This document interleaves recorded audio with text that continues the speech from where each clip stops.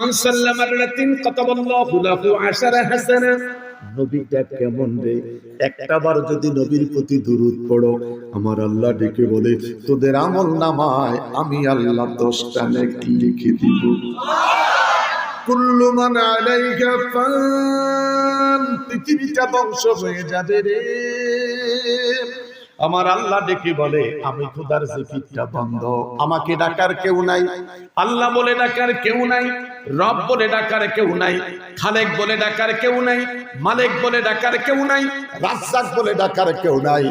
আমার সাফাহারের বাবারা, আমার নওগাঁর বন্ধুরা, আমার আল্লাহ ডেকে বলে আমি খোদার জিকিরটা যখন বন্ধ হয়ে যাবে, আমার বন্ধু তোদের নবীর জিকিরটা তখনও চলতে থাকবে। জিজ্ঞেস করলাম মানে রে খোদা, চিৎকার করি বলেন আল্লাহ।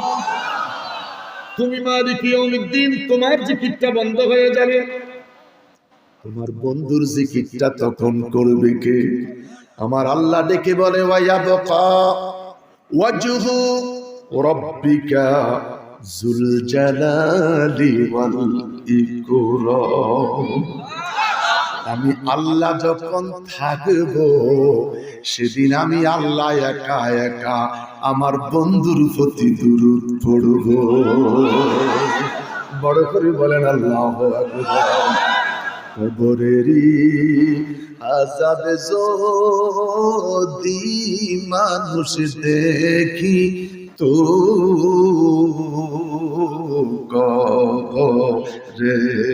কবরেরই আযাবে যদি মানুষ দেখি তো ঘর বাড়ি সারিয়া পাগল হইত আল্লাহ হুম্মা সাল্লিয়া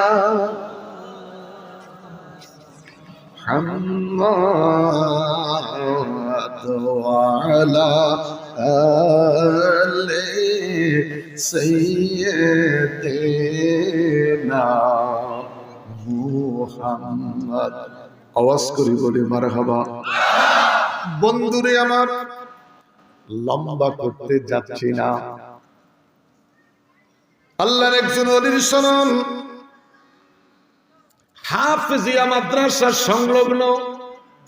আমি আপনাদের কাছে জানতে চাই, এই মুহূর্তে যে কটা মুসলমান আমরা এখানে বসা আছি, আমাদের প্রত্যেকের ঘরে একটা করে কোরআন শরীফ আছে কি নাই? আলহামদুলিল্লাহ কোন। আমি যেটাতে বসলাম এটার নাম সোফা, যেই টেবিলটা আমার সামনে এটার নাম টি টেবিল, আমি যেই টেবিলটার মধ্যে খাবার খেয়েছিলাম ওটার নাম ডাইনিং টেবিল, বাচ্চায় যেটার মধ্যে অধ্যয়ন করে সেটা হলো পড়ার টেবিল। পৃথিবীর জমিনে প্রাইমারি থেকে বিশ্ববিদ্যালয় পর্যন্ত কোনো একটা শিক্ষা প্রতিষ্ঠানে শিক্ষকের জন্য সোফা নাই, বক্তার জন্য যে কেন সোফা মাথায় ধরে না। প্রাইমারি থেকে বিশ্ববিদ্যালয় পর্যন্ত সমস্ত শিক্ষকের জন্য কাঠের চেয়ার, বক্তার জন্য কেন যে সোফা, এই সোফার মধ্যে বসতে গেলে ফিসে টানে।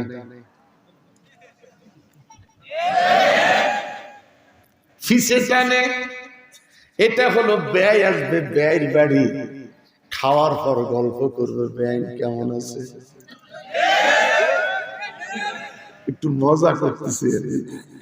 কি করবো, 12টার পরে মাইক দিলে কিছু ওয়াজ করতে হয়, ঠাস করে বাড়ি একটা দিতে হয় দড়ি রাখার জন্য। এরপরও চিন্তা আবার কখন উঠি রওনা দেন, কিন্তু অন্তরটা কাঁপতেছে আবার।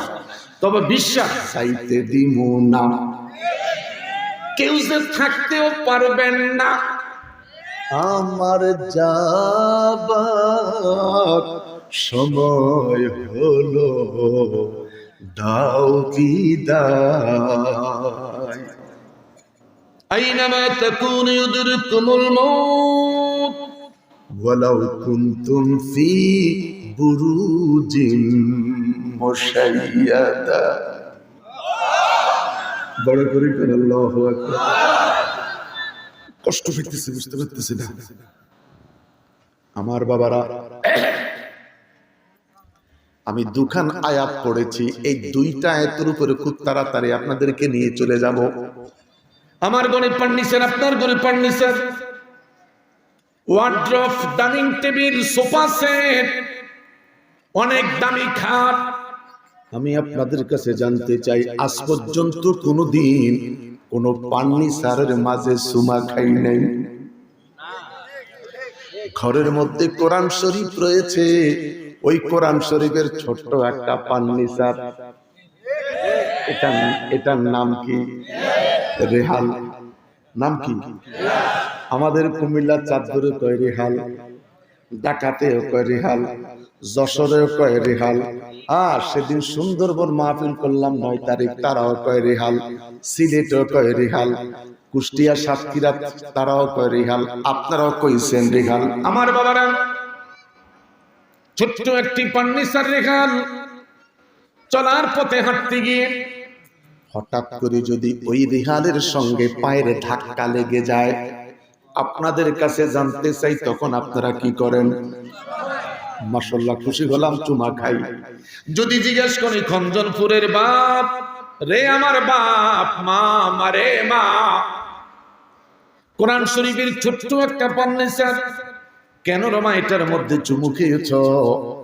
বাপে জবাব দিবে, ছেলে জবাব দিবে, মা জবাব দিবে। চুমু দেওয়ার একটাই মাত্র কারণ, এটার সাথে সম্পর্ক হয়েছে আমার আল্লাহর লৌহে মাহফুজের কোরআন। কম দামি একটা কাঠের টুকরা, প্লাস্টিকের রেখাল, কম দামি একটা প্লাস্টিক, এই ফার্নিচারটা কোরআনুল কারীমের সাথে লাগার কারণে ছোট্ট একটা কাঠের টুকরা যদি এত দামি হতে পারে রে, শ্রেষ্ঠ জাতি মানুষ সেটার মধ্যে চুমু খায়।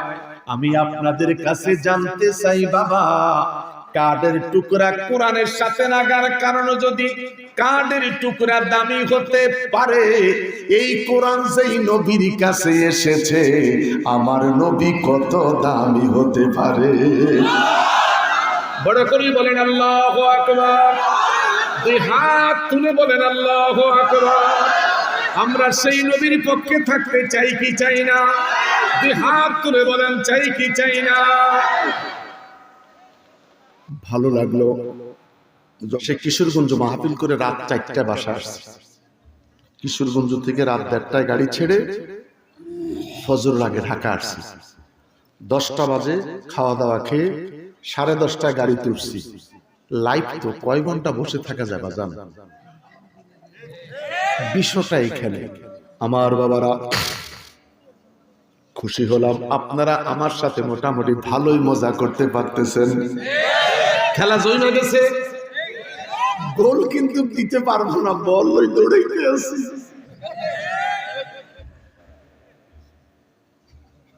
বল দৌড়ায় 9 নম্বর জার্সি, গোল দেয় মেসি। দাম দেয় কি 9 নম্বরটা? দাম জানি কি জানি না আমি।